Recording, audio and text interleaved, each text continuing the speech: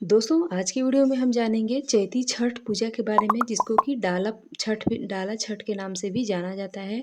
और ये हमारे जो है यूपी और बिहार के तरफ कुछ ज़्यादा ही मतलब इसका महत्व है।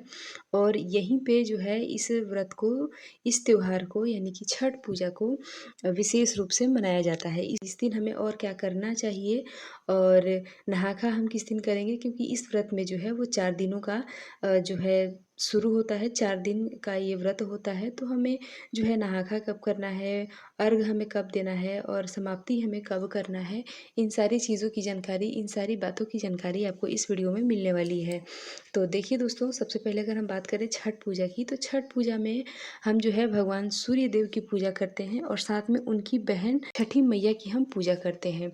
इनकी पूजा करने के लिए हम सूर्य देव को अर्घ तो देते ही हैं, साथ में किसी नदी के किनारे या फिर तालाब के किनारे हम जगह का चुनाव करते हैं। वहाँ हम छठी मैया का एक ईंट से ऊंचा हम एक स्थान बनाते हैं और वहीं पे हम जो है पूजा पाठ करते हैं। और इसमें बहुत सारी चीज़ों की ज़रूरत पड़ती है, जैसे कि आप चाहें तो बहुत कम में भी कर सकते हैं और आप जितना चीज़ें को बढ़ाना चाहते हैं उतना बढ़ा सकते हैं, ठीक है।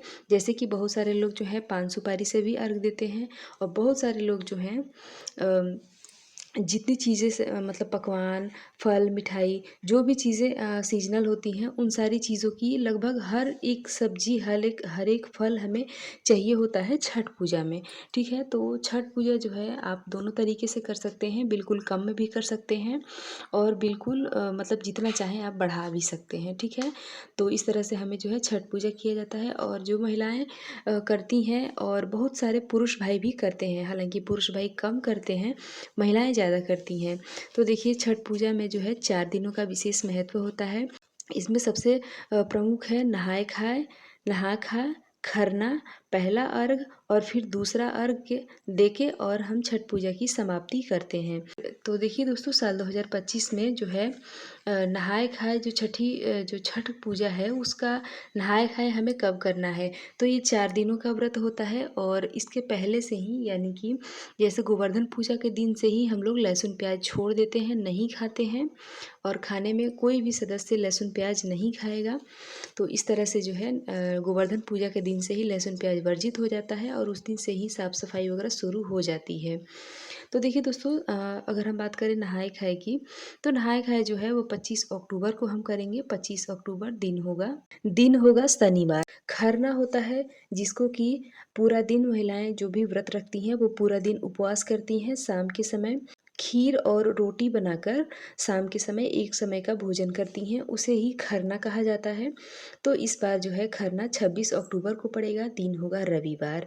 और साथ में हम पहला अर्घ जो देते हैं तो उसी दिन को हम छठ पूजा कहते हैं। तो पहला अर्घ हमें कब देना है, यानी कि शाम के समय हम पहला अर्घ देते हैं, यानी कि हम डूबते हुए सूर्य को अर्घ देते हैं। तो हम क्या करते हैं कि सारी चीज़ों को लेके हम घाट पे जाते हैं और वहीं पे महिलाएं बैठ के गीत गाती हैं, अक्षत छिड़कती हैं, बहुत सारे लोग जो है साड़ियाँ भी चढ़ाते हैं छठी मैया को। और जितनी चीज़ें हम ले गए होते हैं अर्घ देने के लिए, उन सारी चीज़ों को हम छठी मैया को समर्पित करते हैं, उनको उनके सामने पूजा स्थान पे हम रखते हैं।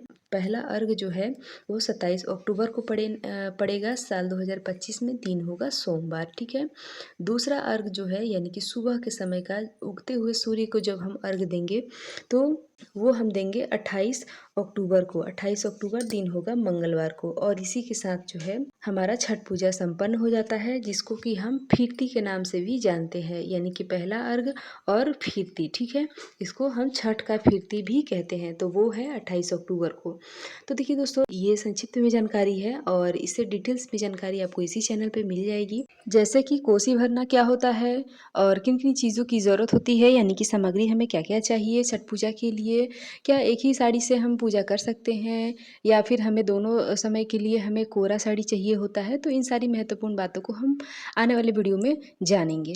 तो आपको ये वीडियो अच्छा लगा हो तो लाइक ज़रूर करें और आगे की वीडियो आपको मिलती रहेगी, इसके लिए आप हमारे चैनल को भी सब्सक्राइब कर सकते हैं।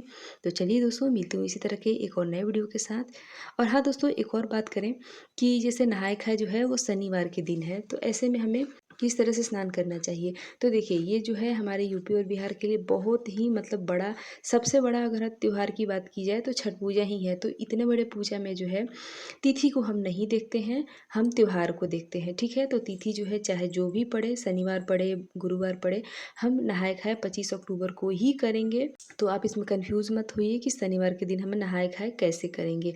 और दोस्तों नहाए-खाए के दिन जो होता है हम नहा के और जो है लौकी की सब्ज़ी और चावल ही खाते हैं। तो आशा करती हूँ दोस्तों कि छठ पूजा से संबंधित जानकारी आपको अच्छी लगी होगी। वीडियो पसंद आया हो तो लाइक ज़रूर करें। तो दोस्तों मिलती हूँ इसी तरह के एक और नए वीडियो के साथ, तब तक के लिए हर हर महादेव।